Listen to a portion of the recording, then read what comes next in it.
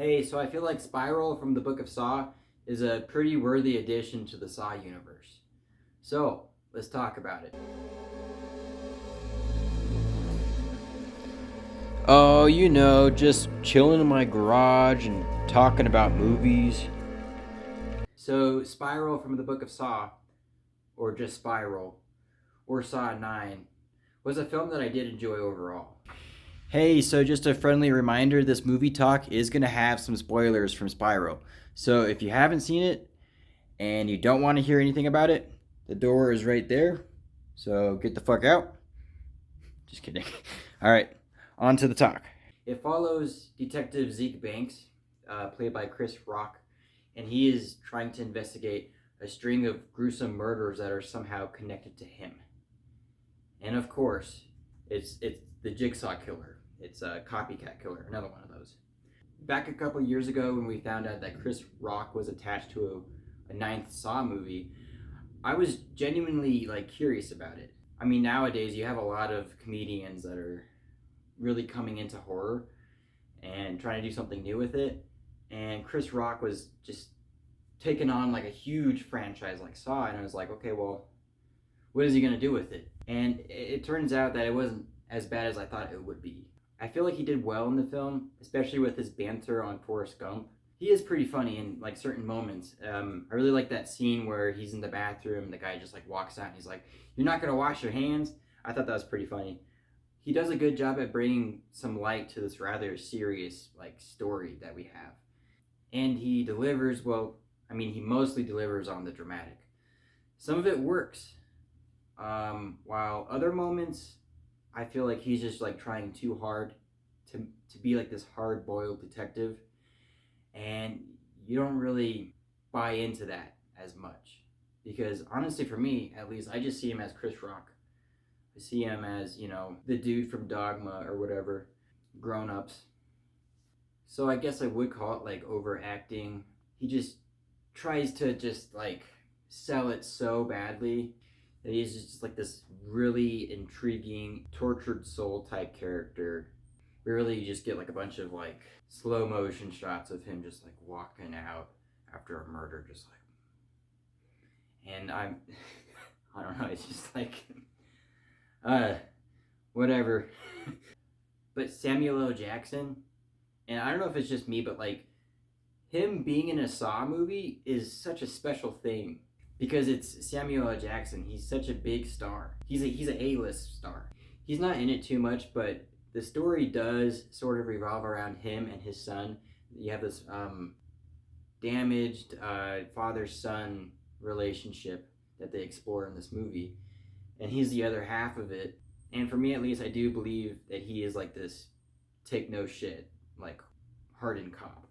And maybe that's just the aura that he always like brings out in all of his roles, but I believe that. Also, he does not shy away from his motherfucker usage. I'm not even kidding you. He probably says it like 4 times in this movie. And ever since Pulp Fiction, that's just such a iconic trademark for him to do. So it was cool to see him, drop a motherfucker here and there. It was fun. You want to play games, motherfucker? All right, I'll play. Now, going back on the father-son dynamic, that comes to a head at the very end of the film where the twist is revealed and everything, and it did give me chills. And what I always think about for Saw movies is if the ending gives me chills, if it like pays off, it's done its job. So I feel like Spiral did deliver in that sense. Sam Jackson's final Saw trap is pretty simple yet effective though. The one thing that this film does not do is they don't try to like one up the other films in the series. The traps, they are creative, but they're not as like crazy complex as they were like earlier on in the series. And so when the film doesn't exactly like favor the traps over story, it is like a departure for the series because I mean you look at the rest of it, and most of it came out in the 2000s where torture porn was everything in horror. It was the face of it. And we're here 2 decades later, and Spiral just shows that it's more than just that. It's more than just the gore, the blood, the mutilation, all that stuff. And not all of them do that though. You still have some traps that, you know, you see the whole thing go down, the whole execution of it. But some of them, it's like, okay, well, it happens like super quickly and then it's over and done with, and it's still disturbing even if we don't even see anything. So I did appreciate that with this film because it did something new. It is trying to make its own name within the Saw franchise. Now, sometimes like being original and like trying to do something new doesn't always work. In the film, they do change out the doll. Like we don't have Billy anymore. We have like this pig puppet, which is still pretty creepy and it does add to the story. However, I do, while I was watching the movie, I did miss Billy, and I felt like he was a lot creepier than what we got in this one. I feel like they should have just stuck with that because that is Saw. Another thing that I did notice was that when Jigsaw was on the TV and he was talking, he did sound different. In the originals, he's like really deep and dark and whoa. And this one, he's just like, I want to play a game with you. I didn't see the point of changing that, I guess. It doesn't really add anything to it, in my opinion. There's also some plot holes, too. Like, what happened to Zeke's family? Like, his wife and kid. What was the point of even, like, showing them in this if they don't have anything to do with the story? And let's just talk about the killer reveal at the end. So the killer is Zeke's partner, his new partner. All of a sudden, he, like, pops up again at the end, and his logic seemed valid to me. But it also did raise a bunch of questions, like, so why are you trying to copy Jigsaw? Why are you trying to follow in his tracks? Like, do you have any personal connection to him? Like, what's the point? But, you know, I did have to, like, tell myself again, I am watching a Saw movie. These films are not meant to be, like, super deep. And Spiral does try to be deep. It passes in some ways. Other ways, it's like, no. And I just accepted it.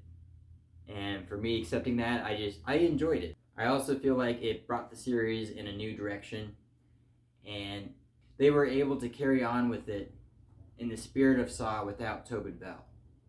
And that's pretty fucking cool to me. And for this one, I feel like it stands on its own for that. For not putting John Kramer at the forefront. This is a new era. Even if I feel like this is any other, like, graphic crime drama, just with Saw, like, tacked onto it. So Spiral, and I guess it's the Saw reboot, I still see it as the 9th film. I would say that I would give it a C-. It has its issues, but at the same time, I'm just here to watch a fun, dumb movie, and that's what I got from this. So it's not perfect, but it has its own identity, and I respect that. So anyways, thank you for watching, and I hope you enjoyed my movie rambling on Spiral. I will catch you guys on the flip side. Bye.